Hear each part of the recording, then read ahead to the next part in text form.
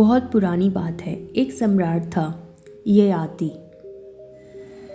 100 वर्षों का हो चुका था। मरने का समय आ चुका था। एक दिन मौत दरवाजे पर आ खड़ी हुई। मौत ने कहा, ययाति, तुमने अपनी ज़िंदगी जी ली है, अब चलने का समय आ चुका है।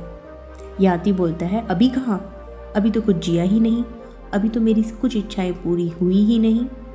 अभी तो कितना धन है इस दुनिया में, कितने राज्य हैं जो मुझे जीतने हैं, कितनी सुंदरियां हैं इस दुनिया में जिन्हें मैंने अभी तक देखा ही नहीं है। इसलिए तुम अभी जाओ और बाद में आना, जब मैं इस दुनिया के सारे सुख लूट लूँगा तब मुझे ले जाना। मौत ने कहा, ऐसा नहीं हो सकता। ययाति ने कहा, कुछ तो रास्ता होगा। मौत मान गई। दूसरे युग की मौत थी, इसीलिए शायद मान गई होगी, वरना कलयुग की मौत तो आती है तो लेकर ही जाती है। अगर तुम्हारी जगह तुम्हारा कोई बेटा मेरे साथ चलने को तैयार हो जाए तो मैं तुम्हें 100 साल का समय और दे सकती हूँ।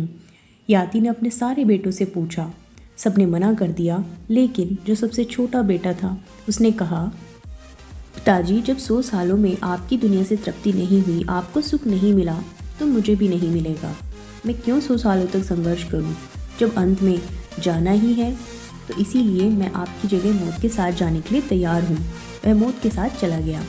ययाति को 100 वर्षों का अतिरिक्त समय मिल गया, लेकिन इस दुनिया के भोग विलास में डूबे ययाति के 100 वर्ष कब बीत गए उसे पता ही नहीं चला। हम इंसानों को पता भी कहाँ चलता है, जब अंत समय आता है और मौत सर पर खड़ी होती है, तब याद आता है कि शायद ये समय जो है वो हाथ से निकल गया।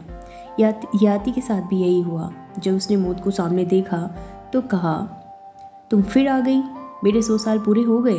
मौत ने कहा, हाँ, तुम्हारा समय पूरा हो गया। ययाति ने कहा, लेकिन मैंने तो अभी ठीक से जिया ही नहीं, मुझे तो अभी तक इस दुनिया में सुख मिला ही नहीं। मैं और जीना चाहता हूँ और सुख की तलाश करना चाहता हूँ। पता ही नहीं चला, पल में बीत गए।